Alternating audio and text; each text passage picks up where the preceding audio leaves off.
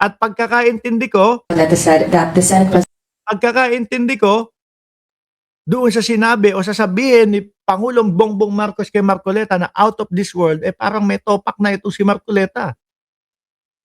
Ano po? Pakinggan nyo po. Out of this world na yung mga sinasabi ni Rodante Marcoleta. Senator Dante Marcoleta said that the Senate... Ay, sandali.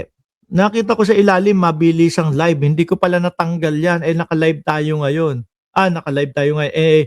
Nagsa-shoutout naman tayo ngayon. Alisin ko na yan, ha? Asan ba yun? Hindi ko makita. Ito, hindi ko maalis yung yung banner dyan. Anyway, hayanin natin yan. Game. Rodante Marcoleta at ang Pangulong Bongbong Marcos. Senator Dante Marcoleta said that the Senate presidency of Alan Peter Cayetano is the only one without Malacanang's blessing. What can you say about that? Malacanang doesn't give a rubber stamp to the Senate president.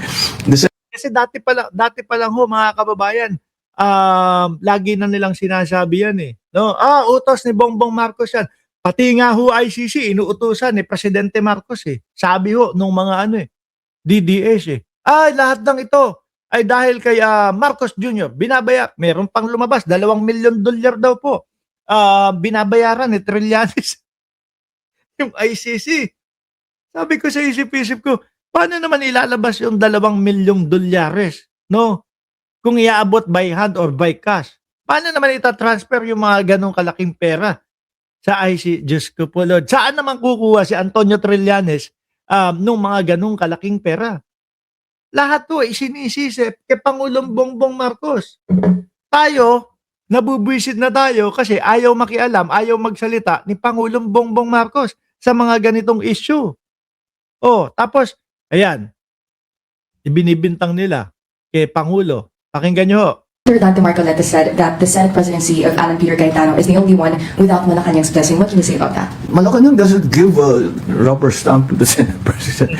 The Senate president is decided by the senators themselves. I mean, of course, we are aware of the goings on in the Senate because it's important to us to be well informed. But is he implying that I somehow choose a Senate president? I think you ask any senator.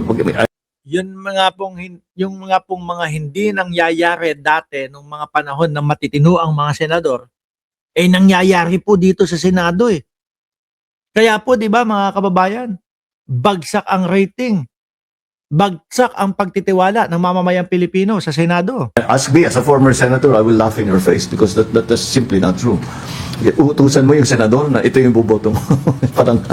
parang out of this world yata yung mga usapang gano'n. Ano po ibig sabihin nung parang out of this world na yung mga pinagsasasabi nila? Parang may mga topak na ho. Uutusan ng presidente. Yung mga senador, iboto nyo ha. Ito yung kumbaga, simula sa Senate President. Ito si Peter Cayetano ha, ang iboto ninyo. Ito ha, kailangan wag nyong i-acquit si Sara Duterte. Wala hong ganun. Meron pong sarili ang Senado, mga kababayan. At ang Pangulo, nakamatsyag lang sa kanila ho, mga bossing. Sabi ni Mamang Kutsero, noon yun. Ngayon, bahala ka sa buhay mo. Sabi ni Jocelyn Para, Senator Miriam Defensor, dati, nagalit din yun, sumisigaw pa yun. Di ba? Si Senator Alan Peter Cayetano at si Robin Padilla ayaw hong masisigawan nun, mga kababayan. Sabi ni Edna Mauricio, out of this world out of the world, utak ni Bulldog. Sabi ni May Lintaw, baliw na sila, ganun, Boss Mark, out of this world na ang 13 Judas. Totoo, mga kababayan. At eto nga ho,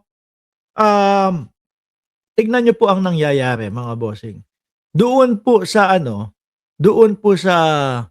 Senado, bagsak ang ratings nila ng 27% ho, mga kababayan.